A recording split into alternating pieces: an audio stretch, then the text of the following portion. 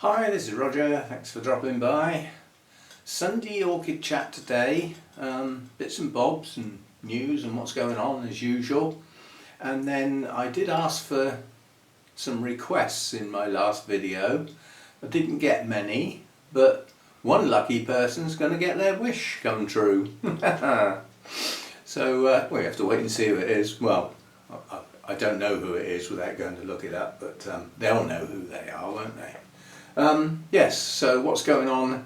Environment in here. I've had a shuffle round, that was the subject of the last video, and I do understand why it happens, but it's a little annoying from my point of view when people watch half a video and leave a comment making suggestions as to what I should do, when the next part of the video actually shows what I actually did, therefore it's already been done, so the comment becomes pointless.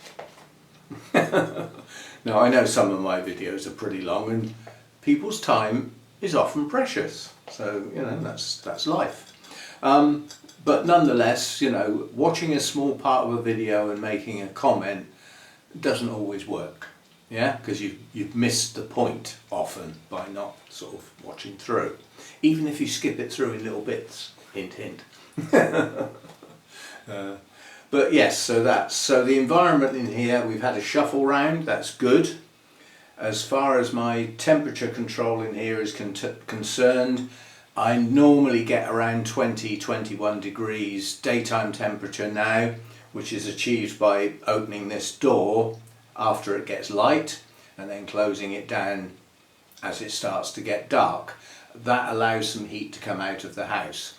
While I can spare it, we're going through a mild spell. If it turns bitterly cold, I'll want that heat in there, and my daytime temperatures in here will be reliant on the heater, and they'll be the same as the nighttime temperatures because I'm not paying to heat this up in the daytime. So that's a dependency. The thermostat is currently set at 15, which means it drops to 14, comes back up to 16. That's for my nighttime temperatures. Probably in about a week's time, that will drop down another degree. Yeah, so and then that will be my winter setting. Most of what's in here is cooler growing, and as cooler growers, bottom end of intermediate to cooler growers, they could go down to 10 if I really wanted to be harsh, but virtually all growth would stop if that happened. So, and some plants are slow growers, you know, if you push them into a stop point, then when the better weather comes and the longer days, they take a while to get going again, and then you've lost some of your growing season. So I don't want to go down too low. Humidity in here tries to climb and the dehumidifier stops it. So that cuts in as and when is necessary. It works hard after I've done a general watering session, because I tend to get some on the floor and splash around, and you know all the pots are now got water to evaporate, so you know it works hard at that point. Then it eases off. I empty it about once every 2 days, something like that, so it's not hard work to look after, it just sits there doing its thing. It doesn't use a huge amount of electricity, and it's only on for a short period of time when it does come on. So that's my environment in here. I've got good bright light coming in from above and some light coming in from the sides. That side, or the back as I like to call it, provides no additional light really, because there's a huge brick wall there, it's next door's extension. This isn't too bad, but this end does provide some extra brightish light coming in. And that's the best light I'm going to get. I'm not using artificial lights. I spent a lot of time messing about with those last winter, and quite honestly I don't think they made much difference. You know, given the faff and the costs and everything, I don't think it was worthwhile. So I will run without lights from now on, and we'll see how we do. It means my growing season will be shorter, and so be it. You know, that's how I'm going to work. So that's that. Day lengths are short, and they keep saying occasional bright spells and some sunshine. Well, I haven't seen any. I haven't seen the sun for quite a few days. It's dull. It's quite a bit of mist and fog around in the mornings. Sometimes it clears quickly, sometimes it doesn't. and it just stays overcast like this, which means the light levels are lower even still. And we're heading up towards the shortest days as well. We're not far off, probably only 4 or 5 weeks to the shortest day. Oh, hang on, no, don't be silly, Roger. 7 or 8. So we've only just started November, haven't we? We've got to get to this point in December and then a few weeks in. So, but we're heading there. You know, the rate of change on the day length is slowing right down now. So we're in that period where day lengths are short. In this country, quite a lot of dull, miserable days. So the light levels are not good. But it is what it is. You know, like I say, you have to work within the boundaries and the parameters you've got. And we always have a quick update on my health, which is annoying, because my weigh-in this morning, I've gained a pound. Grr. Yeah. But it is becoming more difficult to lose those pounds now. It's the only time you'll hear me working in old money, because kilograms don't mean anything to me. So when I'm talking about my own weight, you know, I grew up with stones and pounds, and that's how I work. And my goal is to get, you know, from over 13, which is when I had my first medical, down to 11.5. Well, I'm down to 12. So, you know, we're doing okay. The next half a stone, possibly even more if I just keep dropping it off a little bit at a time, will be more difficult than the first ones, you know, and so be it. We've had a hassle with my medicine. Oh, here's a point. Somebody left a strange comment. You sound tired. Why? It's because I've been working all morning. And you have to bear in mind that I have a heart condition that basically means I can't exert myself to any great extent because I just get short of breath and I have to sit down. And in addition to that, one of the medicines that I actually take slows my heart rate down and tries to keep it there. So if I call for more oxygen, because I'm working, ouch, harder, then that medicine stops my heart increasing to increase the oxygenation. So I get even more tired, yeah? So, yeah, I was tired, so be it, you know. That's how I work now with the heart condition. It's I do as much as I feel okay with, and then when I start to feel a bit stressed or anything like that, then I just stop. Have a rest, come back, start again, and just do it in bits rather than one big go. I still tend to overdo it now and again. But we've had a problem. I renew my prescriptions online. I've got 2 lots of medication, and every time so far I go in there when I'm starting to get a bit short. You know, they say allow a fortnight, so I need to have a look and make sure I've got a fortnight's worth. When I get close to that point, I log in, go to repeat prescriptions, and there they both are, and I select them both, exit, and they're ordered. It puts an order into the surgery, but a GP still has to authorise the prescription, so it still has to be authorised by a professional. And then the order goes through to the pharmacy, which is just round the corner, and if they remember, they send me a text when it's ready. Well, when I went in this time, only one of my medications was there, and I went into the surgery I mentioned, and she looked it up and she said, well, I don't quite know what's gone wrong, but something's gone wrong. And the lady next door, the new lady next door, works at the surgery, and I mentioned it to her, and she said, oh, you want to ring in and use option 4, yeah, that they don't tell you about, and it takes you straight through to the prescriptions team. They will deal with it properly on the phone. So I did that, and they did. So basically they raised a urgent task, which basically meant that somebody got prompted to come in and set up my prescription properly, and hopefully the medicine will be there on Monday or Tuesday next week, when I can call into the pharmacy. But what went wrong was last time I ordered it, they gave me 2 months worth of one and only 1 month's worth of the other one, and that's the one I'm getting low on, and that's the one I couldn't reorder.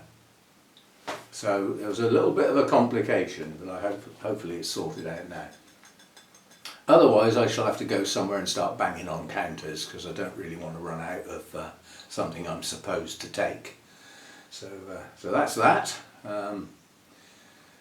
What else? Oh, I just had notifications through. I get my shopping from Tesco's, one of our supermarkets, and I have my shopping delivered at home, so they bring it to the door for me, which is good. I like that.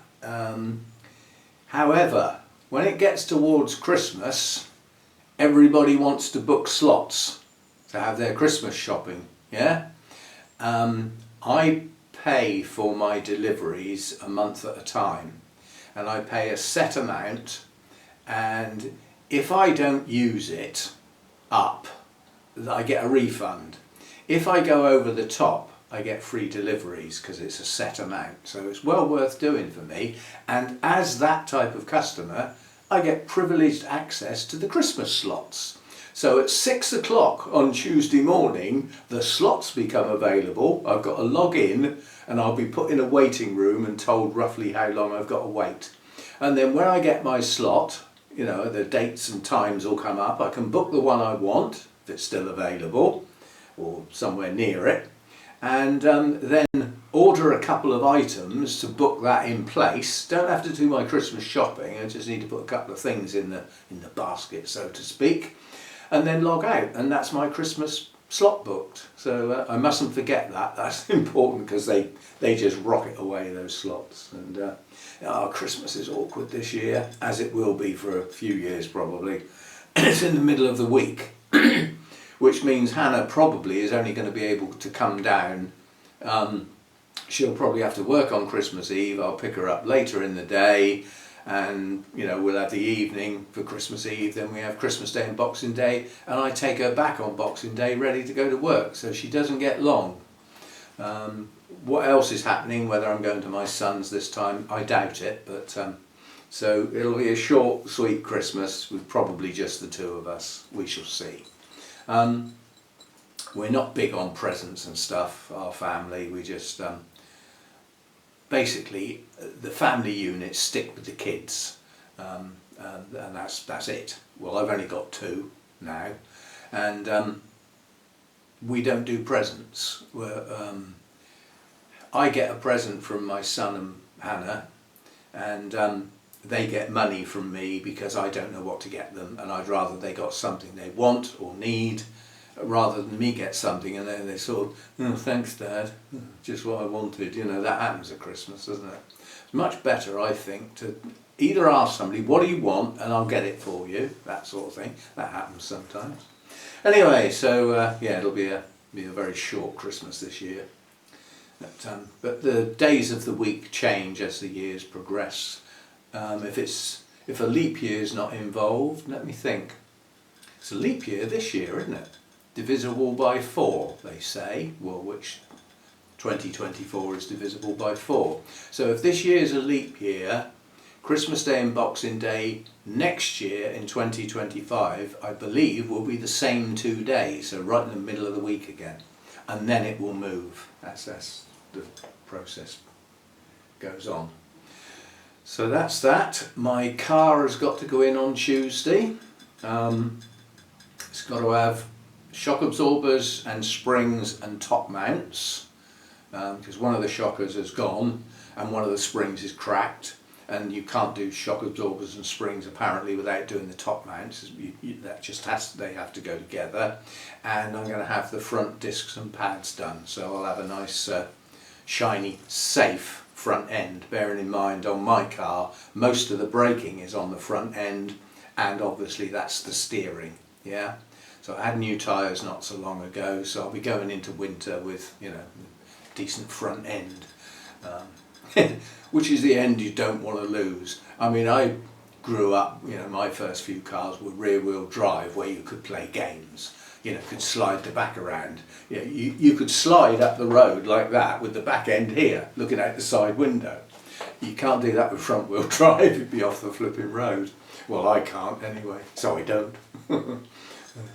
But yeah, it pays to have your steering and your braking and everything nice and safe as you go into winter.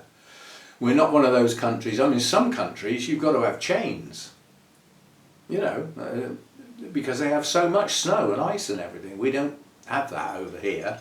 If we get half a centimetre of snow in this country, the country stops. Everything grinds to a halt. People look out the window and go, "Ah, it's snowing." Oh, man up. That's an expression, not a sexist remark. Yeah, so those are the sort of things coming up. I've got an Orchid Society meeting next Saturday. Hannah will probably be down the weekend after that. Weather permitting, that will be a bit of a gardening weekend. We will get on and do some outstanding tasks. A lot of the leaves will be down. I don't plan on clearing up leaves frequently. I'm one of those that, well, when all the leaves are down, we'll clear them up and then it's done. And that's it done for the year then. But to do it halfway through, I could go out and sweep this patio every day at the moment. There's so many leaves coming down.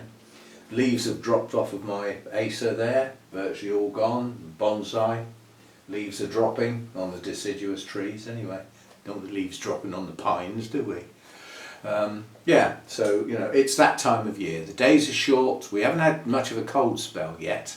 I suspect we will, and then that'll chop the rest of the leaves off, along with, we'll probably get some wind, you know. So that's the sort of the end of the garden for this year, really, you know. Gardening done, enjoyment had, sitting out, you know, nice stuff.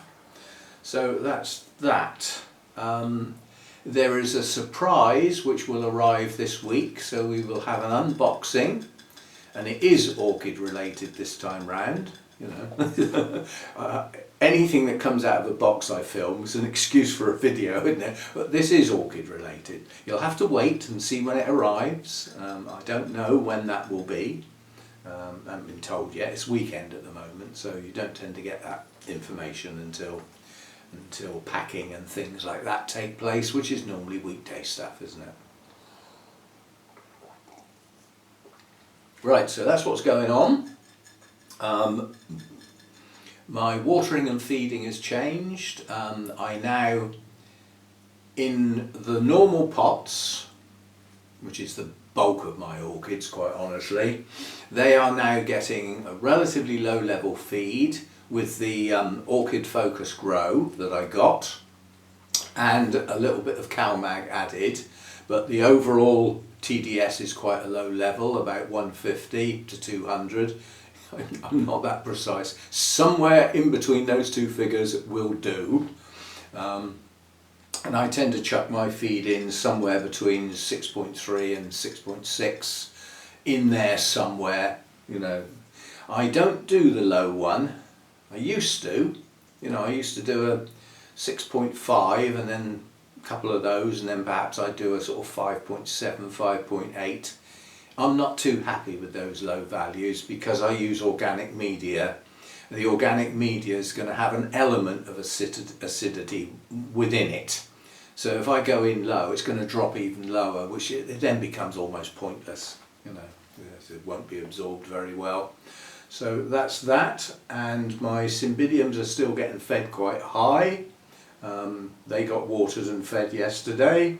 They got fed at a TDS of 650 high. They are still actively growing. I've still got new growths heading up towards maturity. So I'm trying to push them as hard as I can, given the day lengths and the light levels. If they've got the feed and they're capable of using it, they will. That's how I look at it. Yeah. My cooler, shadier ones, they get 3 flushes followed by a feed, and that feed is like between 50 and 70. It's next to nothing. That's what they get. And I've read and spoken to so many people that that's about right. Some people feed even less than that. So they get very, very low levels of feed. Those are Restrepias, Masdevallias. I haven't got any actual Draculas now. I do have a Dracuvalia, intergeneric, and my Miltoniopsis and my Odontoglossum type Oncidiums. My other Oncidium types are in with my normal pots. So that's what's going on. My Phalaenopsis, they get quite a high level of feed, somewhere between 300 and 400. They're won't be growing as much now because, again, short day lengths, and they've got no high daytime temperatures. I mean, ideally they should be 26 to 28 degrees during the day. Well, they're in the house, so they might be like possibly 22, 23. They're in the kitchen. There's more heat in the kitchen than anywhere else because of the constantly boiling kettle. And that's where I do my cooking, you know, so there's obviously more heat in the kitchen. They're in a nice bright place on a north facing window, so they still get fed. And they're doing okay. I've got quite a few, well, I've got quite a few in bloom, and I've got some new spikes coming, some of which are pushing on, buds starting to form, so they're doing well. We will have our everything in bud and bloom on the 8th, as long as that's not a Sunday. So you'll have a look round and see what's going on, what's gone over, what's coming, what's, you know, all that sort of stuff. We'll be doing that. Right. Our spotlight today is on one specific orchid, not a genus, and it is somebody's request. So whoever said they wanted to have a look at my hibiki, you got your wish come true. I've let that one go on the grounds that mine is a pretty good version of that particular plant, and in addition to that, it's one that does come up. So you might come across it. You're more likely to come across it than many other dendrobiums. The dendrobiums you normally come across in places that sell orchids that are not a specialist nursery are going to be the nobile types and the phalaenopsis types, because those are mass produced in general. But every now and again somebody chucks a load of hibikis out onto the market. They spread around and they are available every so often. Burnham's have got some for sale at the moment, so if you're in the UK and you fancy one, you can get one from Burnham's. I had a look at their, they do a lot. Their business has switched quite dramatically as a consequence of the pandemic. Their online business was, I won't say elaborated on, but it was pushed harder. Website updated far more frequently, more accurately and everything, so that people can shop online. Their delivery costs are high, but then they do a very, very good job of packing. It's a production line normally on a Monday. Go in there on a Monday, there's cardboard boxes everywhere and Arthur up to here in it. Anyway, let's have a look at my hibiki. I'll get it out of the black pot so that we can see the roots. Right, so first of all the blooms, these I find very attractive. They're a lovely deep colour, and the combination of that purple and orange just works, and the shape I like as well. Now this is a primary cross, so it's two species crossed together, and it is oh come on, Bracteosa.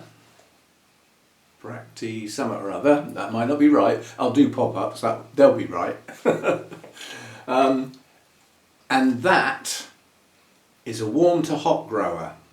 Yeah, it comes from low levels. It comes from like sea level upwards, and it's often found in river valleys, coastal areas, so and mangroves. So, and this the area we're talking about is around New Guinea and some of the islands around there, Papua and some of the other places. I'll give you detail of every one. Probably be out of date anyway because I'd have to go and look it up and read it. You know, I haven't been there. But that general area, and it comes from low down, and the places it's found are obviously high in humidity. So it's a humidity and warmth lover, generally speaking. If it comes from rainforests, mangroves and the like, unless it's sitting out the top of the tree, then it's not going to be a bright light orchid. Yeah, this is interpretation. You have to do this sort of thing. You won't find the exact information you want, which is light levels. You just have to think, well, if it comes from a rainforest, that's evergreen. So there's leaves, all, you know, so it's not going to be a high light orchid, but it is a warm grower, warm to hot, in fact. So that's half the plant. That's the genetics from that one that have gone in. And the other half of it is laevifolium. And that is a cool to warm grower. So that's far more temperature tolerant. And that's possibly why it was chosen, to actually bring the tolerance level down from the warm to hot to more general. So this other one is a cool to warmer grower. Now the blooms on the first one, the bracto thingy, they're a silvery white colour, very unusual colour, but they have the bright orange lip. That's the trait it's put into these blooms, is the bright orange lip.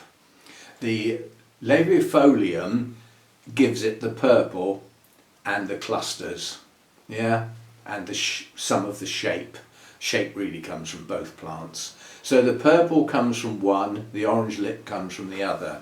The temperature tolerance comes from one, not the other. It is dominant, yeah. So this is quite temperature tolerant. I don't know how cold it would go down to, and personally I wouldn't push me luck. I wouldn't class it as a cold grower. I would class it as intermediate and average the two out, which is what I do.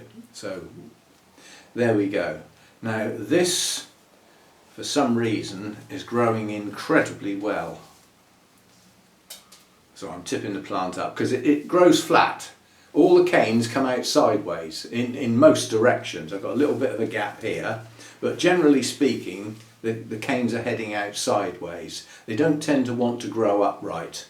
So, you know, if I tip the pot over a bit without losing all the bark, you get more of an impression of the size of the plant. And everywhere you look on this plant is new growth. Almost every cane is still growing. Just go round. That one's finished. That one's still growing. That one's still growing, still growing, still growing. Even hanging out at the bottom underneath, still growing. This one is the first very vigorous one I've had. It's pushing out new growths and kikis, new growths from the base, which are good. They're buried in there, you might not even be able to see them. They're right down in there.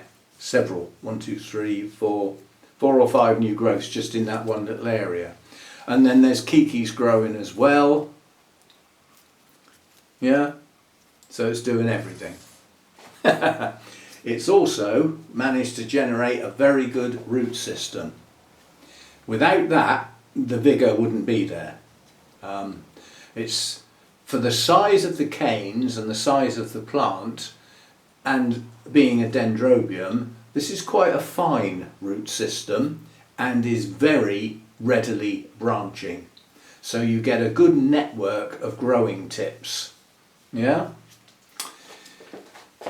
Now one of these, the cooler one, that's the laevifolium, is a drier in winter plant. Yeah. Drier in winter implies it ain't coming from a rainforest as such. It's more likely to come from semi-deciduous forests. So it's more likely to like a little bit more light in the winter. Again, assumptions, just based on the sort of places it's found. And that one likes to grow on mossy branches and mossy trunks. They're both epiphytes, so they both grow on trees, as opposed to the other one that you know, is more of a mangrove and river ravine type sort of grower. But there's no mention of it being found on rocks. Often plants that grow in those type of areas and coastal areas, they're often epiphytes and lithophytes. They can be either, but there's no mention of it on that one. I didn't spend all day looking it up. So anyway, I do intermediate. I try not to leave it dry too long. It's in small bark with some medium mixed in and nothing else. There's no moss or anything in there, it's just bark. There's plenty of growing tips on that root system. When I got the plant, it didn't have a very good root system. This root system has grown here, so I've grown that. And as you can see, there's an awful lot of the root system that's not in the pot. Yeah, it's hanging off the bottom of the kikis and growing out from the base of the plant and deciding to go upwards. So this for me, with a Dendrobium, is quite a large pot, but then it is quite a large plant. You know, the base of the plant is around the edge of the pot. The centre of the plant is virtually dead. So in the not too distant future, probably this spring, you've got two choices with a plant that's doing this sort of thing. You either divide it, get rid of the oldest part and split what's left into a couple of good sized pieces, or you divide it into lots of little pieces and try and get them to grow on and, you know, sell on or give on to friends or pass on, whatever, or you put it in a bigger pot. I always worry about putting Dendrobiums in bigger pots. This has got one that I would class as a continuous grower as a parent, and one that's not far off a winter rester. It's not a true rester. You don't withhold water completely and stop the feed completely. I mean, I look at the Dendrobium. If I've got a Dendrobium that's growing as much as this one is, it's going to get some food.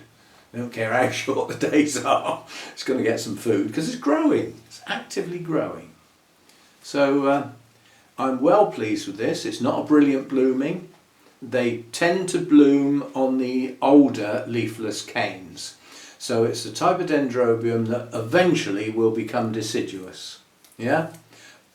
And the canes will lose their leaves possibly at the end of the second year into the third year, that sort of period of time. They're spending the rest of the time growing, yeah? And then there comes a point they finish growing, and somewhere, some point after that, they will drop their leaves.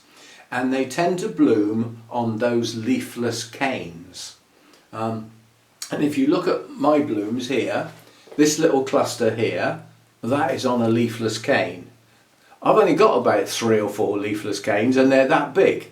So that's why it's not very good blooming. It will be one day if it lives that long.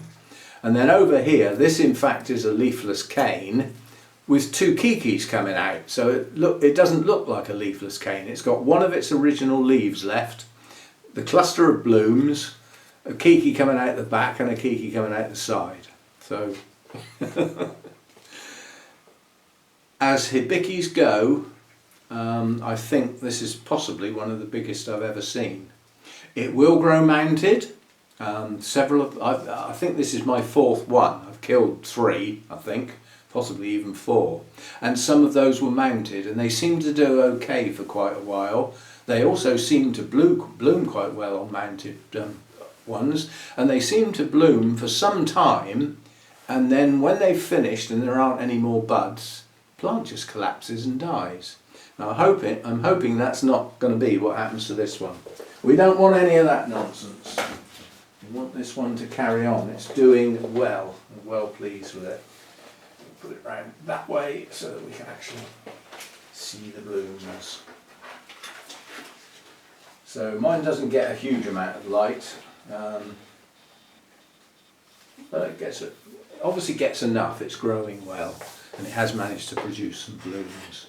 So that's a spotlight on a specific primary cross. Yeah? Primary cross by definition is 2 species crossed together. And if that primary cross is given a name, like this one is, hibiki, if you see it written with an X in front and a lowercase h, then it would be found in the wild as well. I've got no record of this ever being produced in the wild, even though they both come from similar areas, but they come from, they might be on the same island, but they come from different heights. One's down near the coast, you know, in the little estuaries and the mangroves, and the other one's halfway up the hills. Yeah, so they might not come in contact with each other. So they same region, yeah, same New Guinea-ish area around there.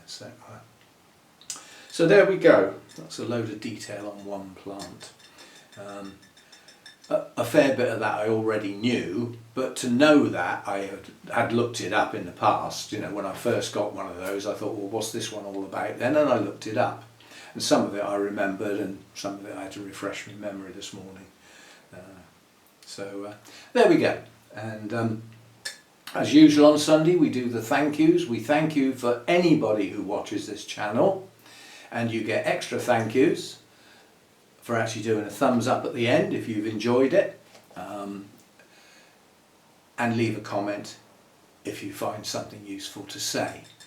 That bit is the general purpose thank yous. The extra special thank yous are for those that actually contribute in some way to support the channel and get it new orchids, kit, various things, going to shows.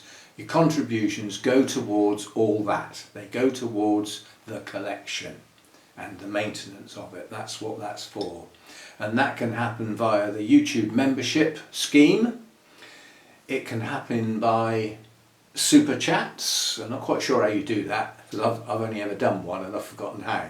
But you'll see it on some of my videos where a comment's been left and it's got a bright banner above it with a value, you know, like $4.99 or something like that. So you can do super chats. So that's just a one-off, yeah. And then the other one-off you can do is the buy me a coffee, which I think of as a tip. You've had a particular video that gave you some useful information or helped you with your orchids, or something that video was a bit special for. And like in a restaurant, if you've had a good meal and good service, you leave a tip. That's what the buy me a coffee is for.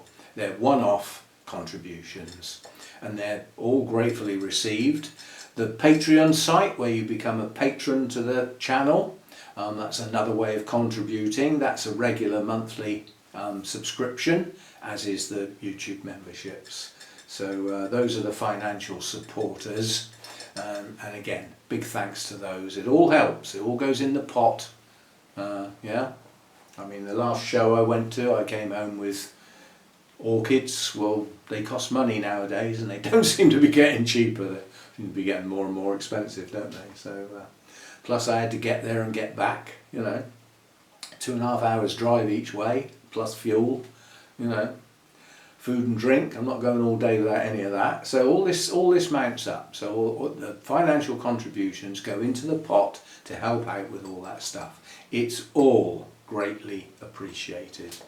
And as far as watching the channel is concerned, don't forget that YouTube pays its creators not directly. YouTube pays the creators for their entertainment for millions and millions of people all over the world via the advertisements. So YouTube allows the advertisers to buy advertising space and allows that on the channels that qualify, as I do.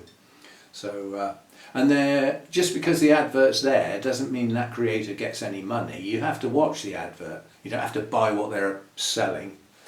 Has anybody ever bought anything from a YouTube advert? Because I haven't. I mean, obviously quite a few of the channels that I watch are monetized. The adverts come up. I watch so much. I think it's 30 seconds you need to watch.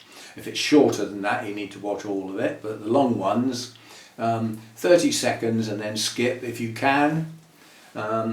If I come across a video that I really want to watch and the advert is 15 minutes long, then I come out of YouTube, come back in and go back into that video, and often the advert's changed. It's a different one. So there we go. That's the thank yous. I only do those on Sundays because I'm not too keen on channels that harp on about that every single video. If you only post once a week, then you're doing it as often as I am, aren't you? I hadn't thought of that. Right, so there we go, that's that. That's your Sunday chat for this week. What videos I'm going to do next week, I haven't got a clue, apart from Everything in Bloom on the 8th. That's a regular monthly feature. We shall see what comes up. But you have to appreciate this time of year, there's next to no repotting. The only sort of repotting I'd be doing this time of year would be classed probably up near an emergency. In other words, I'm really not happy with the media and it needs changing for the health of the plant. Yeah, it's not a good time of year to be repotting loads of stuff. It's going to have difficulty recovering from the disturbance because there's not much growth going on. Days are too short, temperatures are lower, you know, not a good time. But sometimes you just have to because you're going to lose the roots otherwise. So, but there won't be much of that from me at the moment. I think I'm up to scratch with most of my plants. There are a couple still outstanding that could do with doing, but they're in a state where they will wait until the longer days come back and get some better daytime temperatures. So that's that. Oh, I wanted to show you one other plant because it's been lurking at the back and it snuck up on me. This is a plant I got at our auction, our AGM, back in, that would have been June. And it's a twinkle, and it's Oncidium twinkle, pink profusion. It's doing spikes. Don't hold your breath for the blooms because they take absolutely ages. But most of the latest growths have got 2 spikes coming out. Yeah, that growth's got 2 spikes, one each side. This one here has got 2 spikes. This larger bulb here has got 2 spikes. They're pushing on quite nicely. So we've got 6 spikes on there. They branch, and each branch will have a number of blooms on. So when it says pink profusion, I think we will have a pink profusion, a profusion of pink blooms. It'll be a first time bloomer for me. I haven't had it long. It has grown some roots since I got it. I wouldn't say it's got a pot full of roots, but this particular bulb has got quite a few roots. It's grown quite a few, so it's not rootless, and it's coming on. And most of my twinkles were lost when I moved house. I think I might have one left somewhere in amongst the rescues up there. Yeah, I lost most of those. I lost all my Tolumnias. They won't grow here, it's too cold. Tolumnias are warmer growers. They come from the Caribbean. You know, people go from here to holiday there in the sun, you know, flaked out on the beach and all that. And I was just trying to think, what's the classic drink from the Caribbean? I don't know. It was rum, isn't it? Yeah, some sort of rum. Rum with something in it, but not much. Yeah. But yeah, so warmer growers, so not suited to here, unfortunately. So there we go. That will do for this Sunday chat. Thanks for dropping by. Thanks for everybody that supports the channel in whatever way you can. And the last thing you can do to support this channel, if you haven't already done it, is hit that thumbs up. It really does make a difference. YouTube sees out of this number of views, there are this many thumbs up and this many thumbs down. We don't want thumbs down. No, thank you. You must really dislike a video to do that, which is fair enough. If that's true, then, you know, so be it. But the thumbs up rather than nothing is well worth doing. It does help the channel. And if you're still here listening to this bit of waffle, you must have liked the video, mustn't you? Otherwise, why are you still here? So there we go. Your passing shot is to hit that thumbs up. And I'll see you next time. Thanks for dropping by.